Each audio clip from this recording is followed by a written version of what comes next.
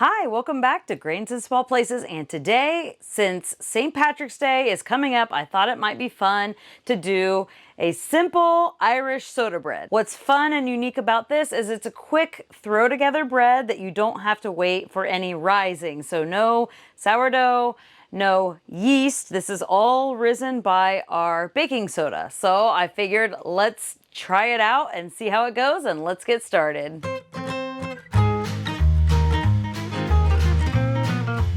Okay, so to make our Irish soda bread, I'm going to use my little all-purpose flour blend. I do have a video and a blog post I can link in the description box below to so you can look up, what all about that all-purpose flour blend. But basically, it's a third of hard white, kamut, and soft white.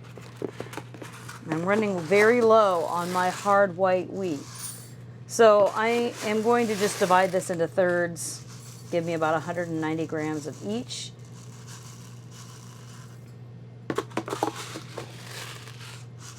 This is all the hard white wheat I have left, including in my little overflow large bucket storage. So I have a little order in. Sometimes it's hard for me to get my orders in because we travel around. I don't always have access to mail delivery systems and things like that. So it can be challenging to, if I can't find them locally, to find where I can get them. Okay, this is my kamut. Y'all know I can never get this like perfectly every time. Unless I'm not on camera, then I find sometimes that's when I will be able to get it perfectly. Okay. I think I can get all this to fit.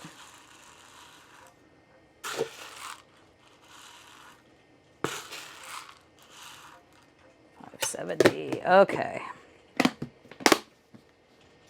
All right, so let's head on over to my mill. I'm using my Nutrimill Harvest Grain Mill, and right now I have a coupon code for $20 off your mill or any mixer from Bosch/Nutrimill. And the coupon code is Grainy. I'll put a link in the description box below where you can grab your 20 bucks off. All right, so while you're milling your flour, you can go ahead and get your liquids prepared. So really the most ideal option for this recipe is to use a nice full fat buttermilk. I don't have any of that right now, so what I'm going to do is kind of make a little homemade buttermilk trick. I'm sure you've seen me do this before.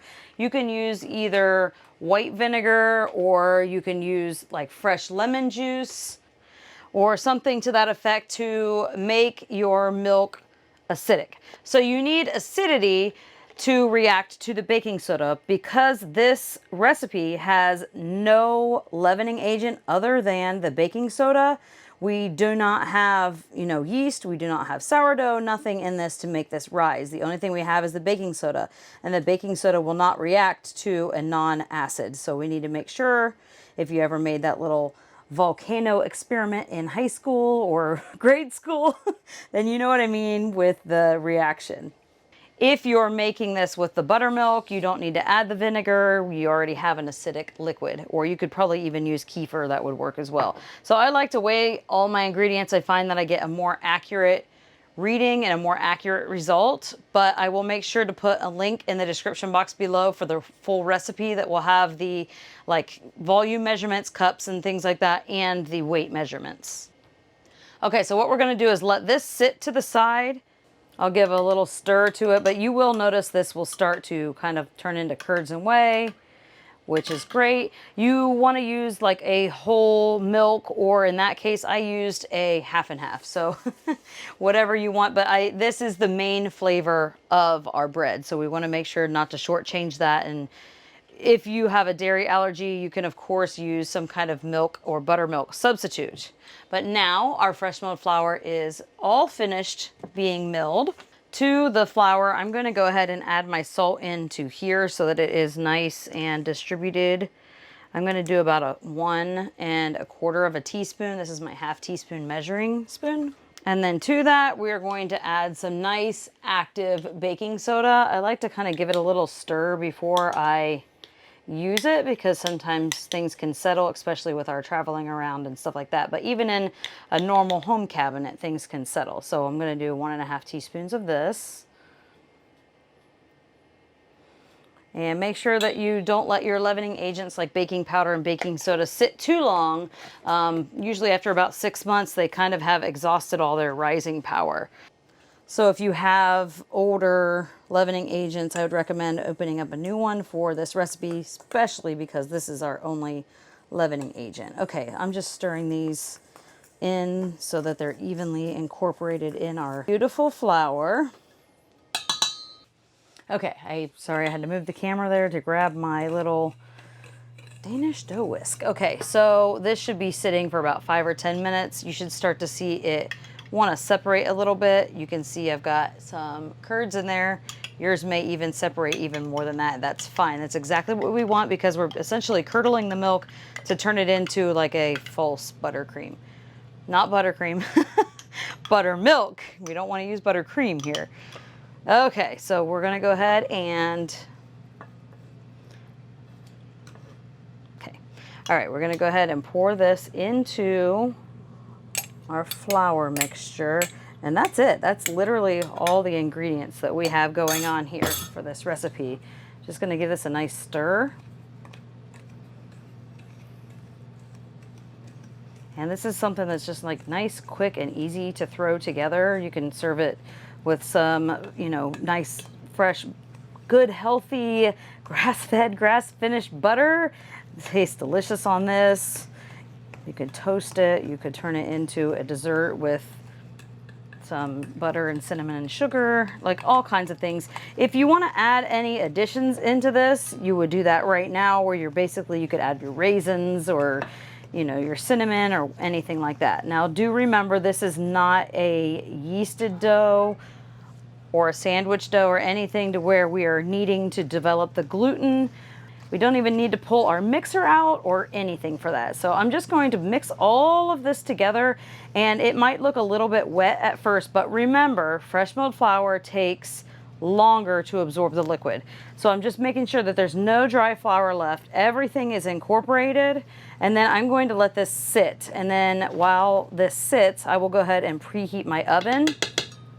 So that's why I'm not preheating my oven at the very beginning, because I like to use that oven preheat time to allow this to all sit and start absorbing all the liquid. Okay, I'm just gonna let this sit. I would like to have it sit for at least 20 minutes, but we'll see how it goes. Okay, and it can just sit at room temperature.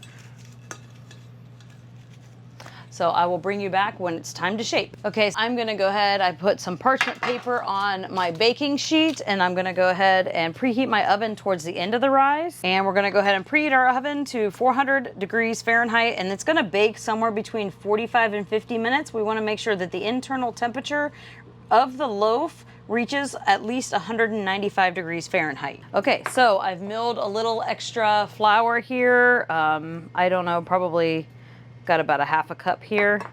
I'm just going to sprinkle this on my work surface. You can use whatever flour you want for this dusting. You can use just the same mix here, or one of any of them, or whatever you've got extra of. Alrighty, so I'm gonna go ahead. I've got my oven preheating, so whenever that is ready, you'll probably hear that. We're just going to pull all of this dough out of the bowl. Okay. And we're just gonna work it just a little bit. If you need to put some of this on your hands, because I don't want to add too much extra flour into this, and I'm not needing this by any means to like turn it into, you know, sandwich bread or anything like that. We all know that a Irish soda bread is more of a dense bread, but I do want my bread to be incorporated. So just kind of as needed.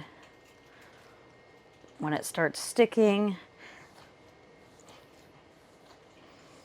So maybe knead for about 5-10 minutes until the dough is somewhat smooth. It's not going to be completely smooth. And again, I don't want to add too much additional flour into my loaf. So I guess find that happy balance to where you're kneaded smoothly without adding too much flour in there. Because as you knead, of course, it will start to feel a little bit sticky.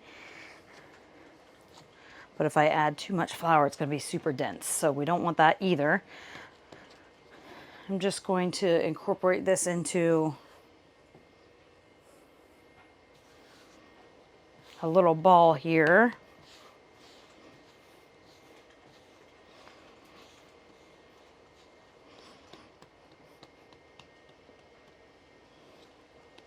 Okay, and then I'm going to set this on my pan.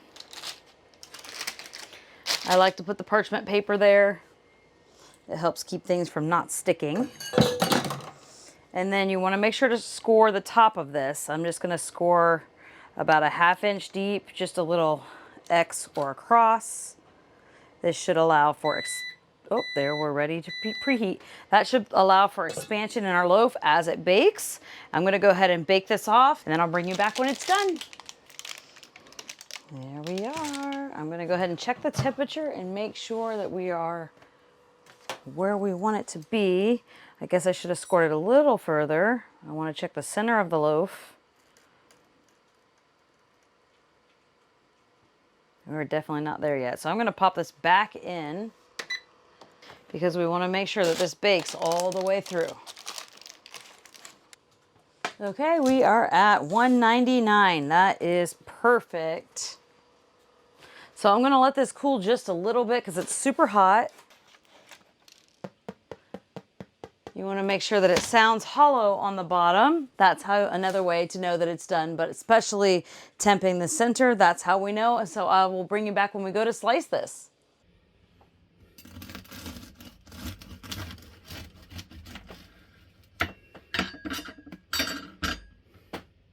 And this tasted delicious with some butter and honey, warm right straight from the oven.